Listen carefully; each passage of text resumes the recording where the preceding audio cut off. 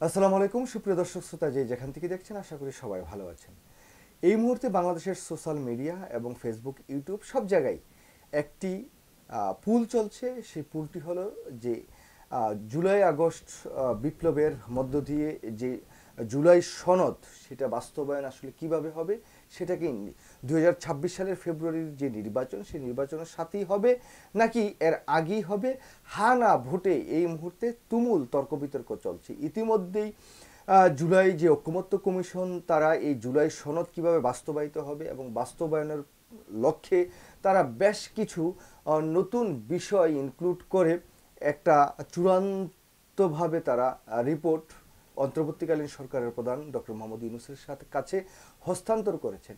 তবে এই জায়গায় আমারও কিন্তু কিছু অবজারভেশন আছে। সেই অবজারভেশনটা হলো যে দেখুন, জুলাই যে সনদ, সেটা যখন বিএনপি সহ অন্যান্য রাজনৈতিক দলগুলো স্বাক্ষর করেছে, যেই বিষয়টিকে কেন্দ্র করে স্বাক্ষর হয়েছে সেই বিষয়টি চূড়ান্ত বলে আমরা বিবেচনা করি।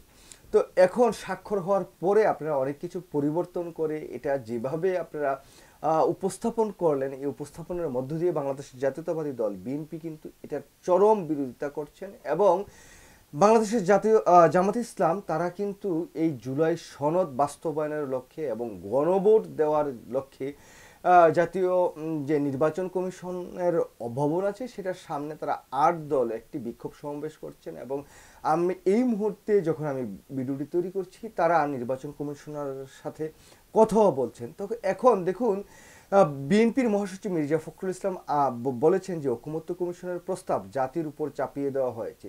যেই নতুন প্রস্তাবটি দিয়েছেন সেটা রীতিমতো আসলে তারা এই মুহূর্তে এসে আলাপ আলোচনার ভিত্তিতে একরকম তারা একটা সনদ উপস্থাপন করলেন জাতির সামনে। সেই জায়গায় বিএনপি সহ অন্যান্য দলগুলো স্বাক্ষর করলেন, এনসিপি সেই জায়গায় স্বাক্ষর না করেননি। তারপর তাদেরকে হয়তো খুশি করার জন্য যেইভাবে তারা এই বিষয়টি বাস্তবায়নের একটি লক্ষ্য নির্ধারণ করলেন, এটা আসলে আমার কাছে অন্ততপক্ষে খুব একটা পজিটিভ মনে হয়নি। তারপরেও মির্জা ফখরুল ইসলাম আলমগীর বলছেন, নির্বাচনের দিন ছাড়া গণভোটের সিদ্ধান্ত কোনো দিনেও মানবে না বিএনপি।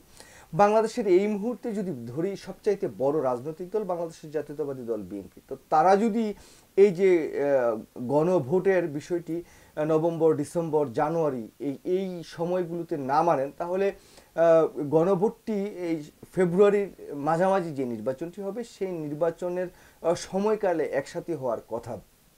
এই জায়গায় দেখুন, বিএনপি একটি সংবাদ সম্মেলন করেছেন, সে জায়গায় বলছেন নির্বাচনের আগে গণভোট অপ্রয়োজনীয় ও অযৌক্তিক, নভেম্বরে গণভোট দাবি স্মারকলিপি দিতে ইসির সামনে জামাত সহ ৮ দল।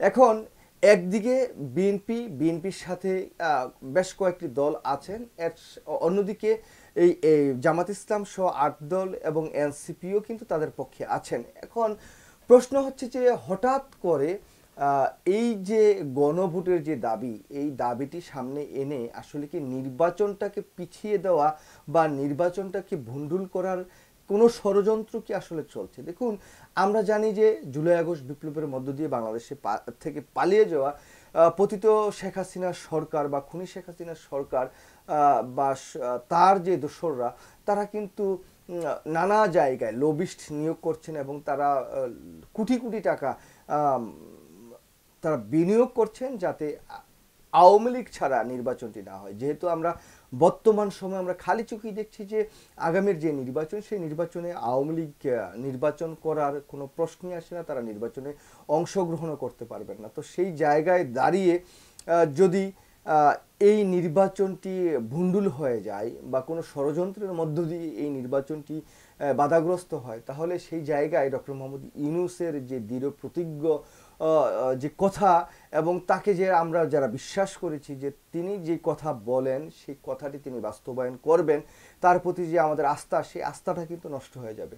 আস্থাটা নষ্ট হওয়ার মধ্য দিয়ে বাংলাদেশে মানে এই যে রাজনীতিবিদ বা যারা ক্ষমতায় যায় তাদের প্রতি যে জনগণের যে বিশ্বাস, সেটা কিন্তু একেবারেই নষ্ট হয়ে যাবে।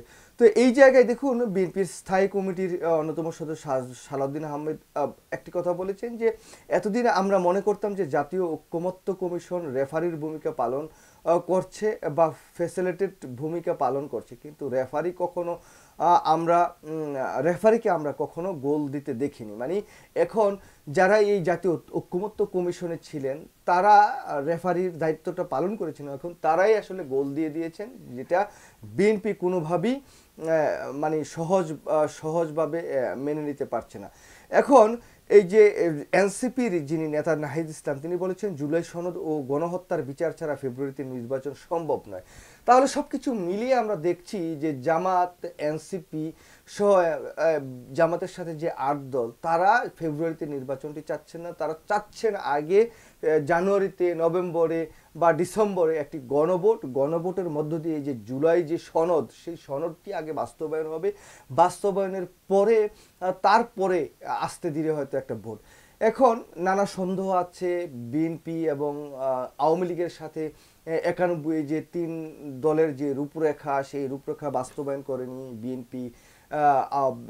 আওয়ামী লীগও এই কথাটা অনেক সময় বলেন, তো বিএনপির উপর একটু অনাস্থা আছে, কিন্তু সময় তো অনেক পরিবর্তন হয়েছে। এত সময় যাওয়ার পর এখন হঠাৎ করে যেটা আমরা নির্বাচনের একবারেই সামনে চলে গিয়েছি, আমরা যেটা মানে দেখছি যে নির্বাচন সামনে, অথচ আমরা নির্বাচনটা হবে কিনা, নির্বাচনটা আমরা করতে পারবো কিনা, অযথাই নানা যুক্তি তর্ক, নানা বিতর্ক সামনে এনে নির্বাচনটা মোটামুটি ভুন্ডুল করার যে একটি প্রক্রিয়া আমরা দেখছি, এই জায়গায় আমি জামাত ইসলাম, এনসিপি সহ যে 8 দল আছে তাদেরকেও একটু দোষারোপ দিতে চাই। আর অন্যদিকে বাংলাদেশের জাতীয়তাবাদী দল বিএনপিও যে একটা গো ধরে আছে। দেখুন, এই যে জুলাই ঐকমত্য কমিশনের বিএনপির যে নোট অফ ডিসেন্ট দেওয়া, সেই জায়গায় বিএনপি অনেক বিষয়ে একমত না হওয়া, এটা অনেকেই বলেন যে এটা গণতন্ত্রের সৌন্দর্য। সব দল যদি একরকম চিন্তা ভাবনা করেন, একরকম সবকিছু মেনে নেন, তাহলে তো আর গণতন্ত্রের বিউটি যে সৌন্দর্য সেটা থাকে না।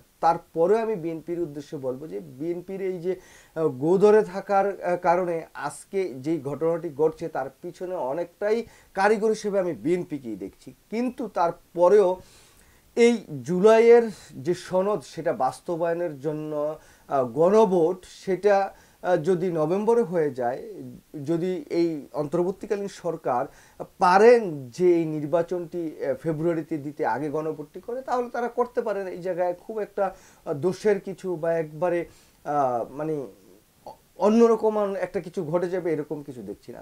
তবে যদি ফেব্রুয়ারির নির্বাচনটা পিছিয়ে দেওয়ার কোনো চিন্তাভাবনা থাকে ডক্টর মোহাম্মদ ইউনূস বা তার সাথে যারা সরকারে আছেন তাদের, তাহলে এই জায়গায় আমি মনে করব যে সেই পতিত শেখ হাসিনার যে ষড়যন্ত্র, সেই ষড়যন্ত্রের অংশ হয়ে যাবেন অন্তর্বর্তীকালীন সরকারের প্রধান ডক্টর মোহাম্মদ ইউনূস। এবং এই যে জাতীয় ঐকমত্য কমিশনের যারা এতদিন ধরে আলাপ আলোচনা করছেন, তাদের মনের ভিতর যদি এই সমস্ত শয়তানি বা বদমাশি আগেই থেকে থাকেন, তাহলে তারা যখন আলাপ আলোচনা করেছেন, নাহিদরা এনসিপির পক্ষ থেকে যখন বলেছেন যে আমরা এইভাবে চাই, তখন সেই বিষয়টি নিয়ে কেন আলোচনা করেননি বা সেই বিষয়টি নিয়ে কেন তর্ক বিতর্ক করেননি? এখন হঠাৎ করে আপনারা জুলাই যে সনদ, সেটা স্বাক্ষর নিয়ে নিলেন বিএনপি থেকে বা অন্য প্রায় 25টি দল থেকে। এখন সাইন নেওয়ার পরে আপনারা নতুনভাবে আবার একটা প্রক্রিয়ার মধ্যে ঢুকে গেলেন, যেই জায়গায় টোটালি বাংলাদেশের সবচেয়ে বড় একটি রাজনৈতিক যে দল, সেই দলটির কোনো সায় নাই, সমর্থন নাই। তো এখন আপনারা কি আদৌ এটা বাস্তবায়ন করতে পারবেন? আমার কেন জানি মনে হয় এটা কখনোই আপনারা বাস্তবায়ন করতে পারবেন না। বা এই বাস্তবায়ন করতে গেলে বিএনপি যেমন একটা কঠোর অবস্থানে আছেন, সেই জায়গা থেকে বাংলাদেশের এই যে বিদ্যমান যে রাজনৈতিক দলগুলো আছে, তাদের মধ্যে রেষারেষি, হানাহানি, মারামারি বা পাল্টাপাল্টি একটি অবস্থার যখন সৃষ্টি হবে, সেই জায়গায় যে জুলাইয়ের যে স্পিরিট, জুলাই আগস্টের যে আন্দোলনের মধ্য দিয়ে যে এই সরকারটি গঠিত হয়েছে, আমাদের যে নতুন যাত্রায় আমরা যাওয়ার যে চিন্তা ভাবনা করছি, সেই জায়গায় আমি মনে করি অনেকটুকুই ব্যর্থ হবে বা এই জায়গায় অনেক সমস্যা তৈরি হবে। তো সেইগুলোতে না গিয়ে ডক্টর মোহাম্মদ ইউনূস কোনো ষড়যন্ত্রের বা এই নির্বাচন বানচালের সঙ্গী না হয়ে, আমি মনে করি যে সকল দলেরগুলোর সাথে আলাপ আলোচনার ভিত্তিতে এই যে উত্তেজনা একটা বিরাজমান, এই উত্তেজনাটা যদি প্রশমন করে, যদি আপনারা চান যে যে একটি গণভোট খুব শীঘ্রই দিয়ে তারপর জাতীয় সংসদ নির্বাচন, সেই জন্য তো এই দীর্ঘ একটি বছর আপনারা কি করলেন, কি আলোচনা করলেন? এখন তো বলতে হচ্ছে যে এই যে ঐকমত্য কমিশন দীর্ঘদিন যে আলাপ আলোচনা করলেন, এটা আসলে টোটালি একটি মানে ব্যর্থ আলাপ আলোচনা করলেন। এই ব্যর্থ আলাপ আলোচনা করে আসলে জাতি কিছুই পেল না। শেষমেশ আমরা দেখছি যে এই যে এখন বিএনপি যেরকম একটি বিরোধী অবস্থানে আছে, এই জায়গায় যদি ত্রিমুখী চতুর্মুখী যে সংঘর্ষর দিকে যাচ্ছে দেশটা, বা এই এই গণভোট নিয়ে যেই একটি অবস্থার তৈরি হয়েছে, সব কিছু মিলিয়ে বাংলাদেশটা যে খুব একটা ভালো দিকে যাচ্ছে সেটা আমি অন্ততপক্ষে দেখছি না। আর অন্যদিকে পলাতক শেখ হাসিনা তো তার দল বল নিয়ে টাকা পয়সা ইনভেস্ট করে দেশে একটি অস্থিতিশীল পরিবেশ তৈরি করার যে প্রক্রিয়া বা যে চেষ্টা, সেটা তারা করছেন। তো সব কিছু মিলিয়ে আমার এখন কেন জানি মনে হচ্ছে যে ফেব্রুয়ারিতে হয়তো নির্বাচনটা হবে না। এই অন্তর্বর্তীকালীন সরকারে যারা আছেন তাদের কি উচ্চ আকাঙ্ক্ষা, উচ্চ বিলাস কি আছে জানি না, তবে একটা বড় সন্দেহ এখন তৈরি হয়েছে। এই সন্দেহ থেকে উত্তরণের জন্য এই অন্তর্বর্তীকালীন সরকারের প্রধান উপদেষ্টা ডক্টর মোহাম্মদ ইউনূসকে কিন্তু উদ্যোগ নিতে হবে। এখানে বিএনপি, এনসিপি এবং জামাত ইসলাম এই তিনটি দলের অন্ততপক্ষে গুরুত্বপূর্ণ ভূমিকা পালন করতে হবে। তারা ঐক্যমত্য সৃষ্টি করে সামনের দিকে এগিয়ে যেতে হবে। তা না হলে কিন্তু হানাহানি, দেশটা আবার সেই এক আগের যে অবস্থায়, সেই অবস্থায় আবার ফিরে যাবে। যাওয়ার একটি প্রক্রিয়া শুরু হয়েছে মাত্র। এই জায়গায় রাজনীতিবিদরা যদি না আগায় আসেন তাহলে সমূহ বিপদ আমি একদম নির্দ্বিধায় দেখছি। যাই হোক, সুপ্রিয় দর্শক শ্রোতা, এখন এই যে উত্তেজনা চলছে, এই উত্তেজনার মধ্যে আরও অনেক উত্তেজনা হয়তো বা আবার সঙ্গী হয়ে যেতে পারে। এখানে যারা সরকারে আছেন তাদের আসলে সবচেয়ে বেশি গুরুত্বপূর্ণ ভূমিকাটা পালন করতে হবে। তা না হলে বিপদ একেবারেই আমাদের চোখের সামনে।